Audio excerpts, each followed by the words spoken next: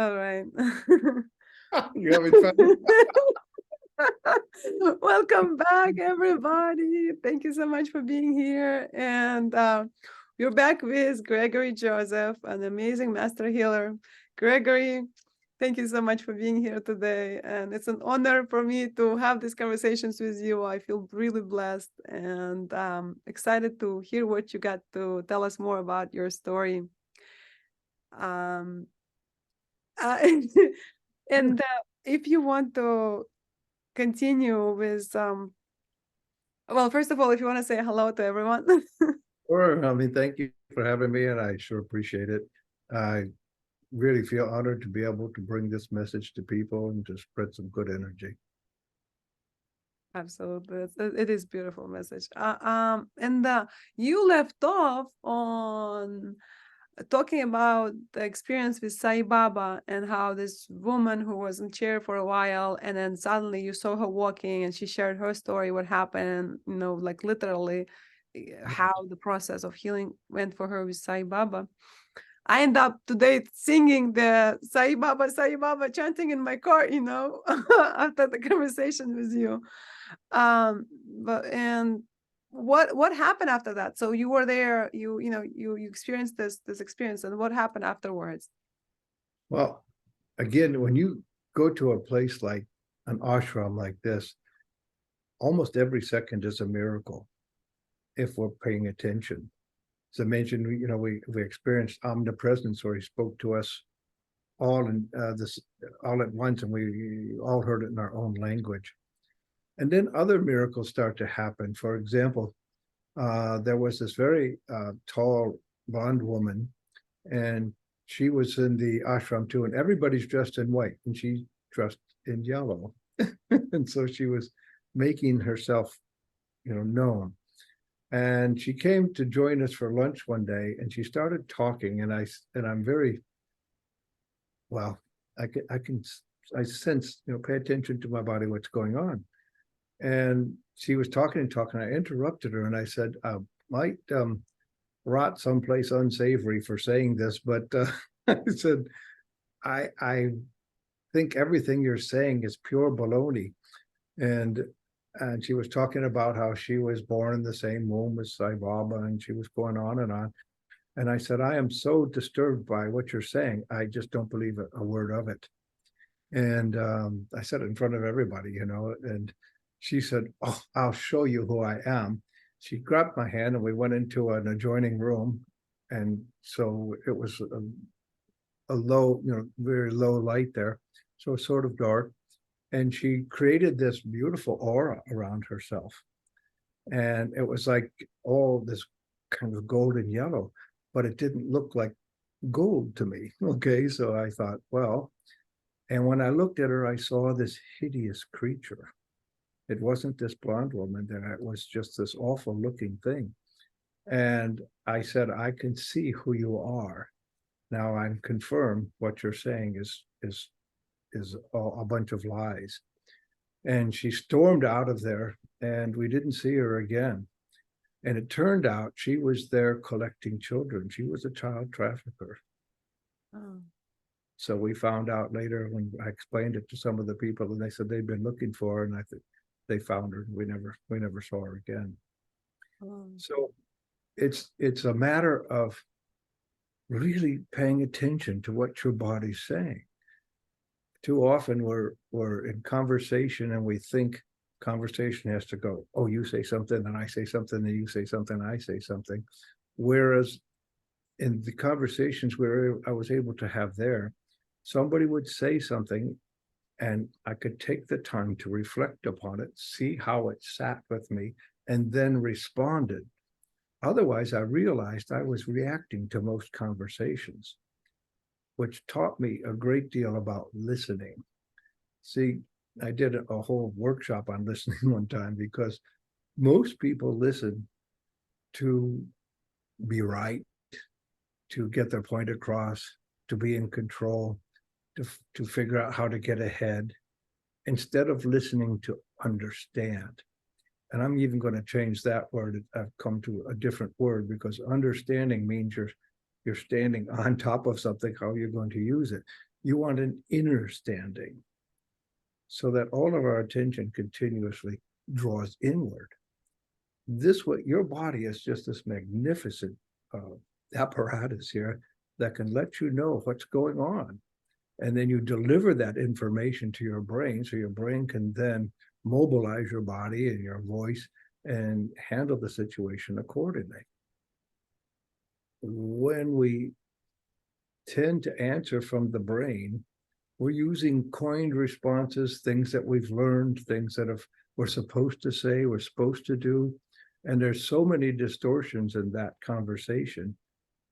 As we grew up, when people told us, oh, you're bad, you shouldn't do these things, you shouldn't talk so highly of yourself, that's an ego trip. I use this analogy, Muhammad Ali, the great boxer, used to come out and say, I am the greatest.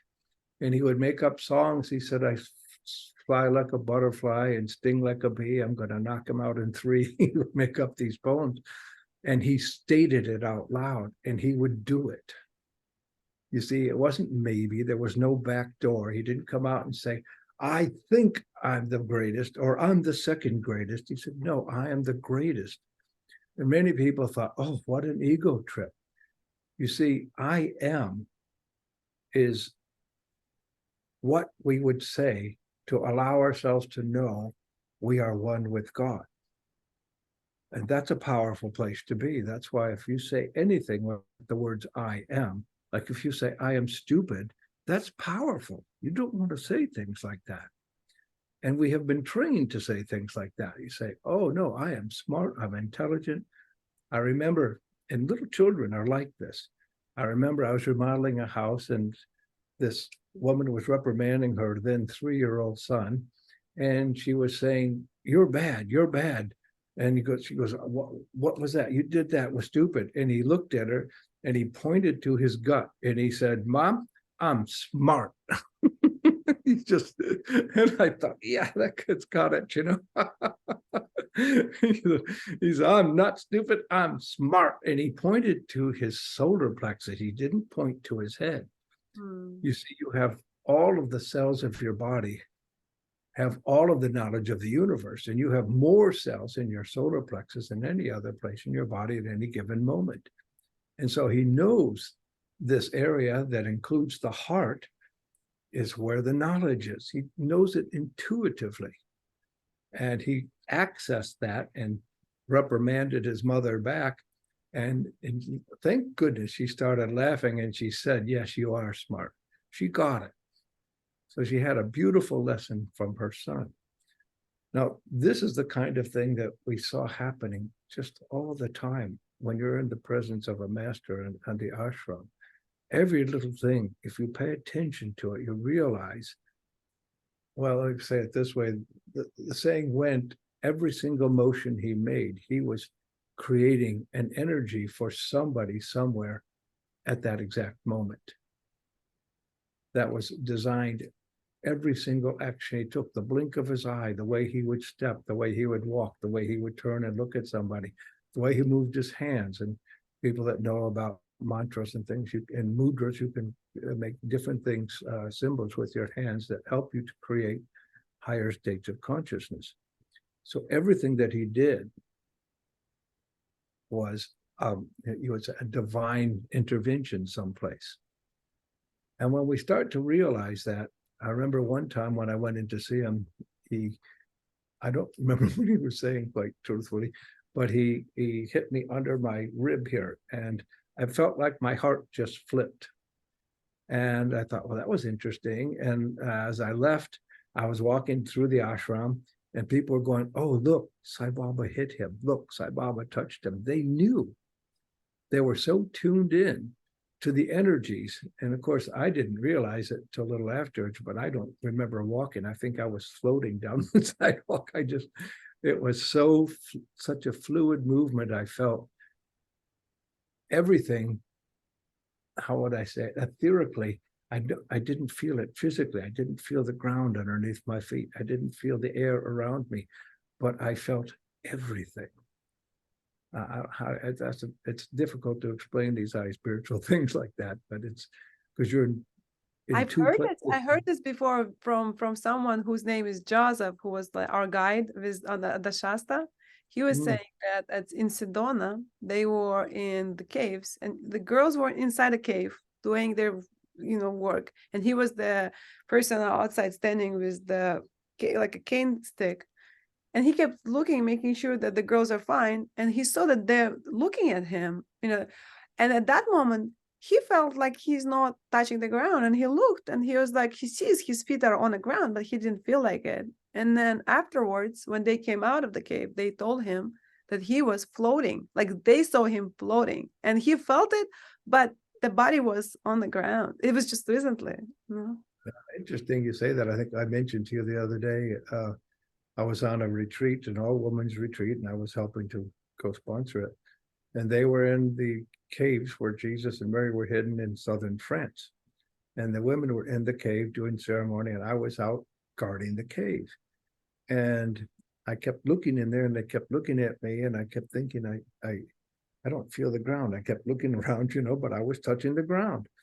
And they said That they was were. you. That was you telling me the story, not Dawson Joseph. Okay. Okay, so yeah, I was wondering because you just described what happened, and they said, well, we thought you were floating, so we kept looking at you. We could see you weren't touching the ground, There you but go. when I looked down, I felt like I was touching the ground.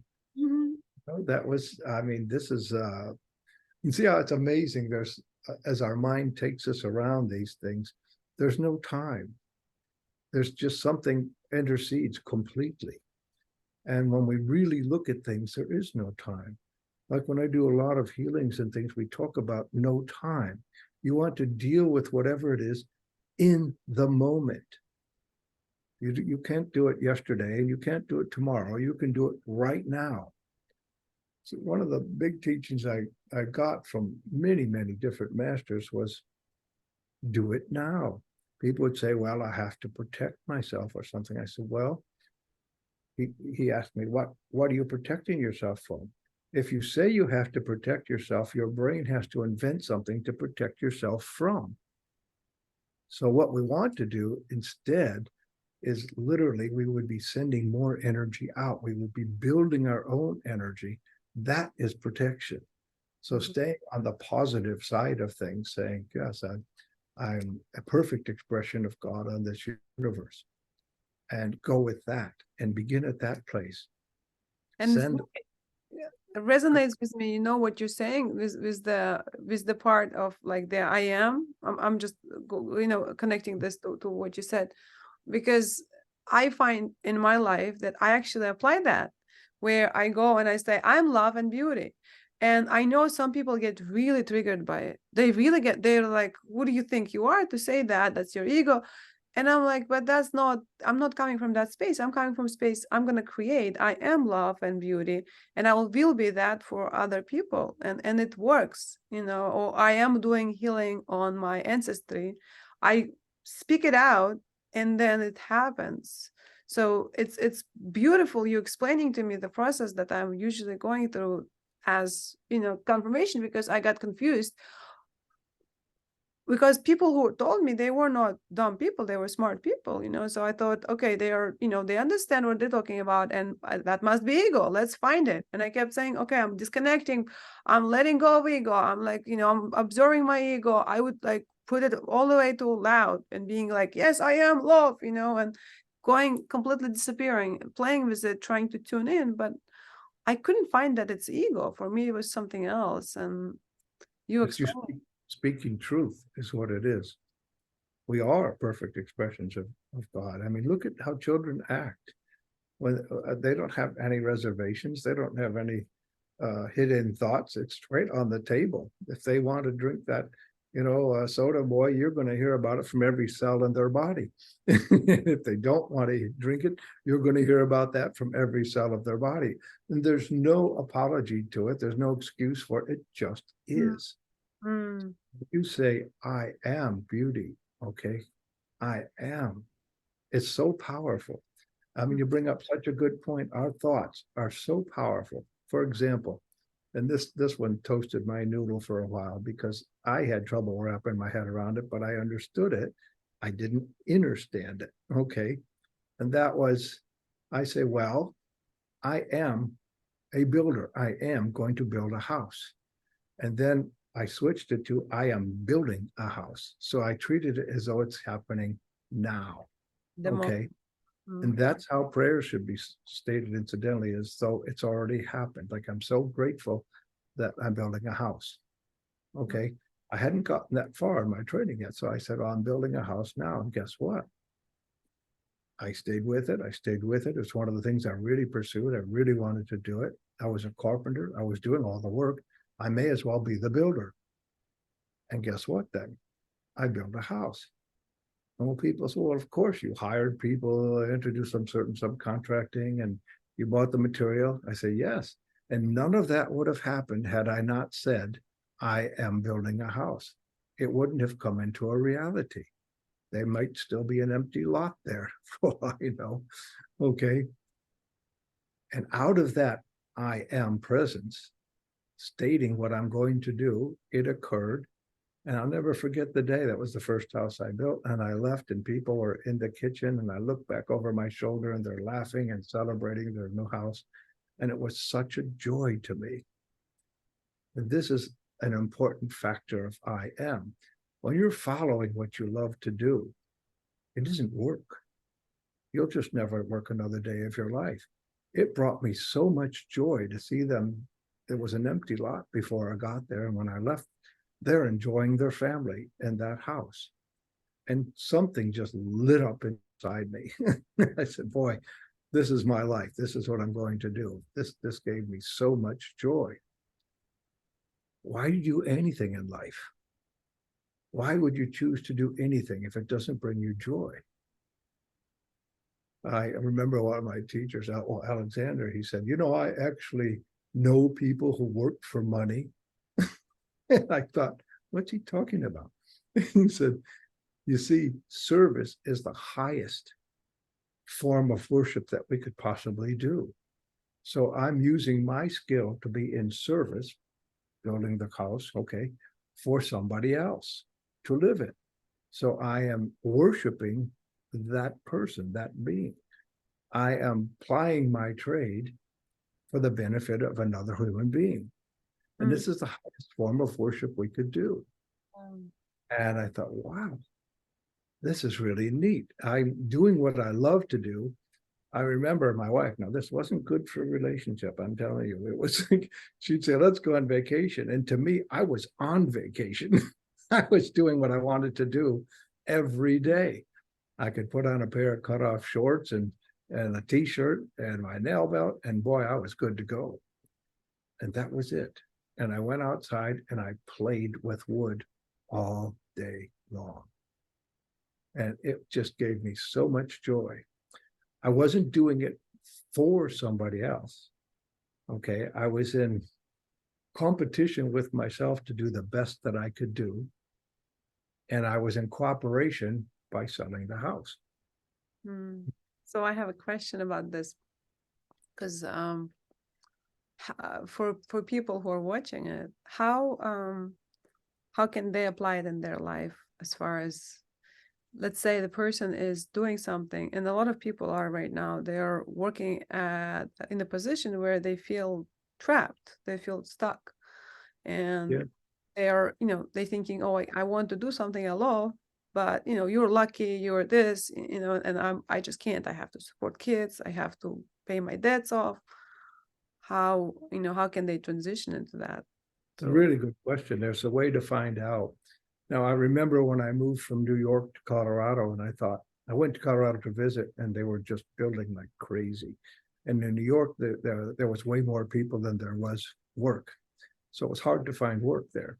And I went to Colorado and I said, wow, look at this. Every place you look, everybody's building. And my wife and I looked at each other and said, that's it. By the next Thursday, we were in the car going. Okay. So we followed my bliss, if you will. Okay. We went ahead and went there. And you have to be able, and what I wanted to bring this up is you say, well, we can't go. We have to pay the bills. We've got these obligations. We have to do this.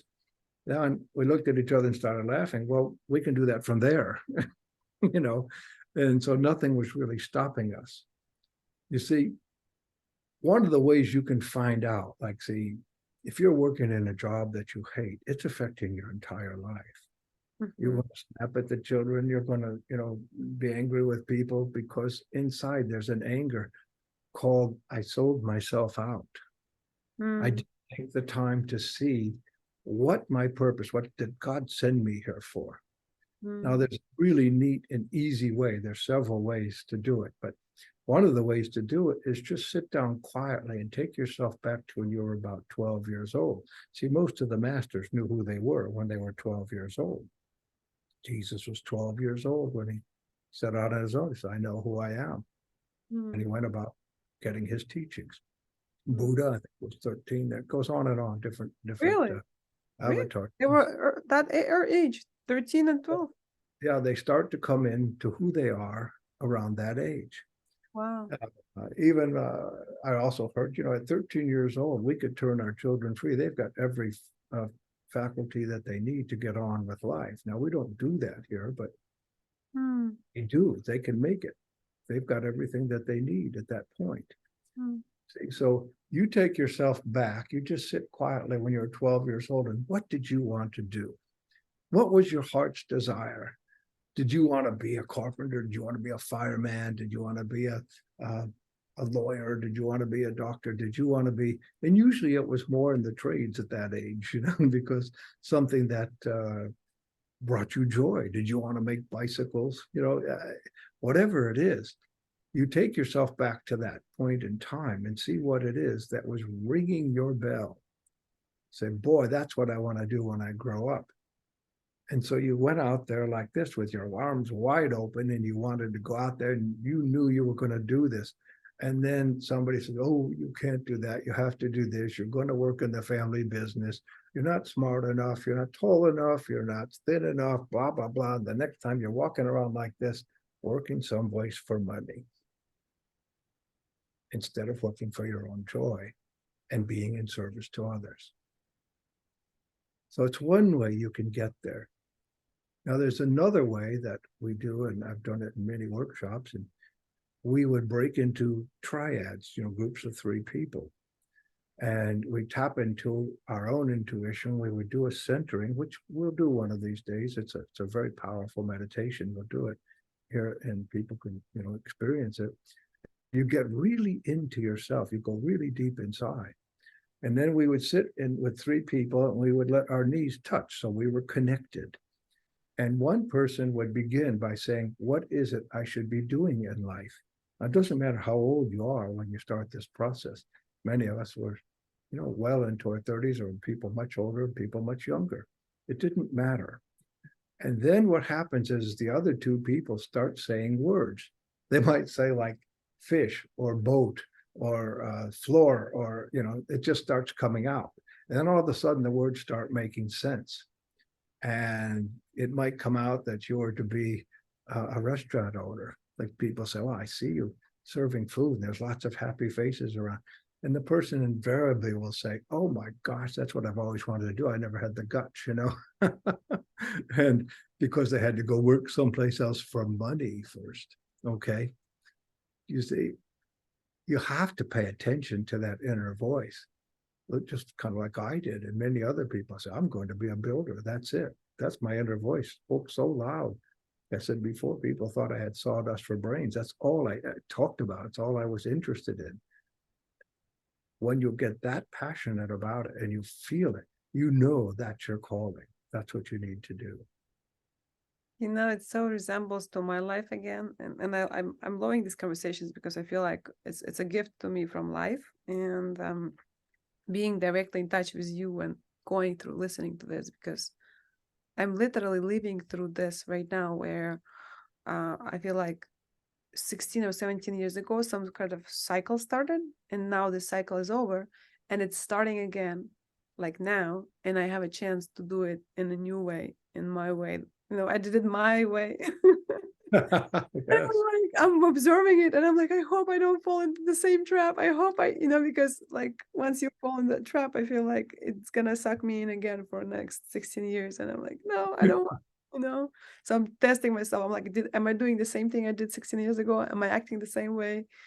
And it's like constant, dragging myself back out. Wait a second, wait, was checking, testing, being aware to if I'm doing it the way I did it last time. Am I listening to myself or to others? I don't think you could be talking the way you are if you were doing it the same way. You're sitting here talking about it, you can see that old way, and you can make changes along the way. It's very, very, you say, oh, I did that last time, it didn't work. See, that's the idea. Take our time. You can go way much faster.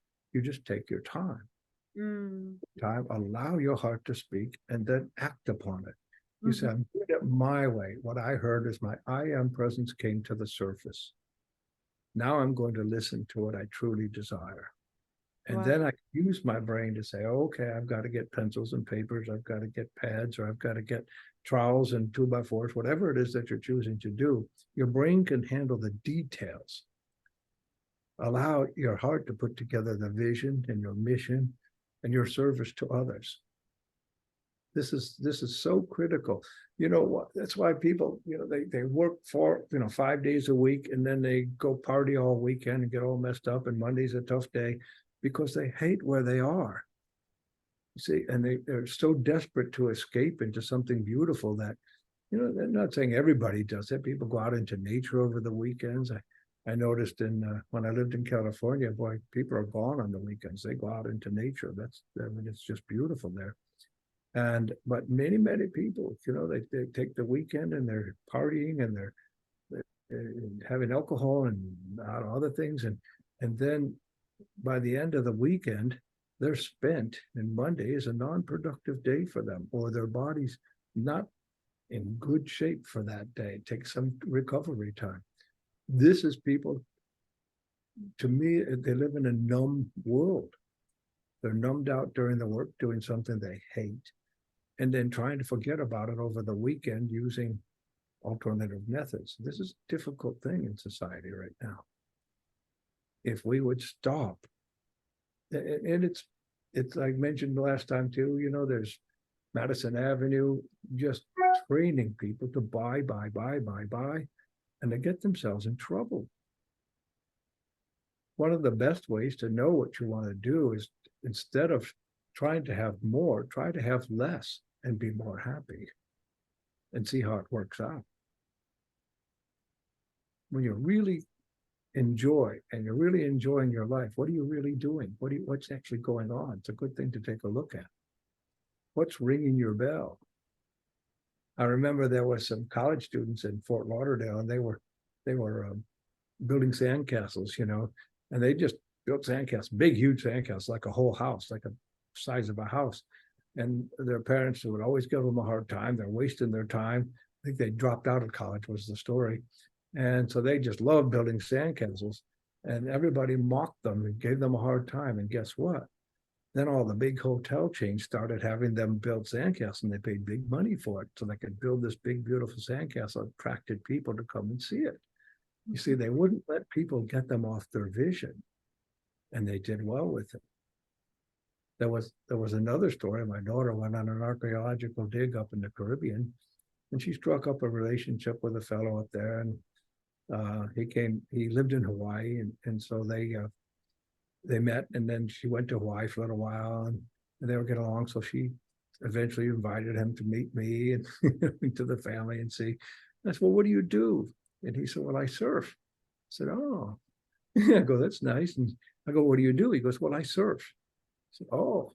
Well, where do you live? He goes, well, this fellow let me move on his property, and I made a lean-to. He said, but it's fine for me. And, I put on my bathing suit and surf. So, oh, good. So I leaned over to my daughter and I whispered, I said, plan on being the breadwinner here, and she kind of groaned a little. Anyway, time passed, and then we see what happens. And he kind of went back to Hawaii, and they're still friends. But guess what? He teaches the Navy SEALs how to surf because he's so good at it. He's got a contract with the United States government. He's doing very well. This is the kind of I am presence. This is when you bypass what people say you should, you can't, you won't, you shouldn't, and you throw that all in the trash and listen to your heart. and do what your heart tells you to do, and you'll find what you love to do. It's like you're strumming my you know, if my heart had strings, it's like you're strumming them, because I'm doing all of this right now, and it's like so like confirmation one after another. And I think many people are doing that. I can sense it, you know, that others are doing the same thing. They're dropping things that they were trapped in and caught in, and they are moving into, okay, um Yeah, you know, I'm not doing anymore the old way, but they're just stepping into a new way and trying to understand what is the new way, what is the new thing that they will be doing. And this is a great confirmation that, wow, this is like I am on the right path, and I will, you know, yeah. just You have such a beautiful opportunity to help people, because people say, "Oh, I hate my job." Then you could say, "Sit down a minute. What would you, if you could just turn into a fairy godmother and go up above yourself with a magic wand and look down at yourself and just wave that magic wand, what would ring your bell? What would you just love to be doing?" And like when we did that triad, people would say, "Oh, I see lots of children around you," and they're laughing. And so, "Oh gosh, I always wanted to work with children." So what's stopping you? Okay, is the good question. You say, "What's stopping?" And a better question is, how could you make that happen? So mhm. that your brain doesn't kick in to come up with all the reasons what's stopping you. It starts to come up with the reasons is, how could I make this happen? So we got to ask the right questions to direct our brain. Our brain only knows what it has learned, okay, and experienced. It doesn't actually think. It's just regurgitating information, putting it together with different sentences and ways to present things, which is called logic. Your heart doesn't use that. It uses the power of the simple, very pure outward centrifugal force called love, the action step. This is what happens. And And you do what you love to do. the you know, the question that pops up is like, what, I've heard it a few times. People say, I don't know how to do it. I Yeah, just- and they use it as, oh, I don't know how to do it. yeah, it's a cover story. For, I'm too lazy to give this a try. I'm too scared. I've been Yes. trained too well to stand in line, learn something, regurgitate it back, and get paid for it. You say, and maybe that's, some people are happy with that. That makes them happy. I had a friend who was the finance manager at a large car dealership. He was very, very good at his job. And he said, "Greg," he says, "I'm going to go out and do something like you're doing. You know, I want to, learn these things, and I'm going to go out and I'm going to start my own business." And I said, "Are you sure that's what you want to do?" He said, "Yeah." I said, "Why are you asking me like that?" I said, "Because I watch you work, and you work in a huge organization where all of the clay, all of the tools are there in front of you. You just work them brilliantly. But you're talking about going out and finding the clay and the tools now before you can start. And I don't think you're built that way." He said, "Oh, I'm going to try it anyway." He said, "Yes, I can do it." And 6 months later, he was back at the car dealership. You see, his genius was building upon the work and the foundation of others. That was his genius talent. That's what he needed to be doing in life. And he flourished at it. So when he went back to work there, he was happy again. Of course, his wife was happy. He was making good money again. And his life began to work better. You see, there's no limit on how, if it's an office job or a job outside or a job in construction or a job in a high office building. If this is what makes you happy, then that's what it is. Everybody has their own particular genius. It's good to find out what that genius is. And once you find out, it's hard to stop it. Once you know what makes you happy, like I was building homes. And as I mentioned in my story earlier, then there came a time when I started doing this healing work. Pretty soon I was doing so much healing work, I couldn't build homes anymore. But it gave me so much joy to be doing this. I was in New York, and they used to give me like 8 people from the hospital who were sent home to die. They literally had hours and days to live. And they said, well, the fellow that ran the lady that ran the group before was not well, and she was going back in the hospital. So he asked if I would take over the group for a little while. I wound up taking it over for a little over 2.5 years. And what had happened was people would come in there. They literally came in wheelchairs. They had medications attached to their bodies, and they could barely move. And about, I don't know, it was several months, maybe a year into it, I was up on the little platform I used to stand on and talk to them. That's all I did was talk to them about their divinity and how much power they had. And all of a sudden, I lost my train of thought. I just couldn't figure out where I was. And they said, what's going on? What's going on? I said, well, I just realized many of you are still here. You had only hours and days to live. And this is like a year later and you're still here. And I just fell into so much joy, and I was literally crying, and I said, I just realized why I'm here. They said, well, you're here for us. I said, no, I'm not here for you at all. I'm here for my own joy. You're kind of like a benefit of it, I mean, I said, let's face it, you're not here for me. You're here for you. You're here because it brings you joy. And there was one gal, her name was Rose, and she had, oh my goodness, she had something like 30, 40 operations. She had kept having recurring cancer, breast cancer, and some other cancers. And she was bound and determined to have all her nieces have their breasts removed, even though they didn't have cancer when she first came in. And after I left, she was running the group. You see, and she didn't have her, all the women in her family. And it was quite a story for her too. I think it's for another time because it's a little bit of a difficult story. And we do But have to wrap it up. We do have to wrap it up. I hate disrupting you because I love hearing you, but I know you have to get going, and I'd like to continue this conversation at our next chat, next call. And thank you so much for sharing so generously and genuinely, for your wisdom. Thank you for being here and teaching all of us. And I'm wishing you a great day. And everybody, if you want to get in touch with Greg, I will post the email. I believe it's Greg Lovelight.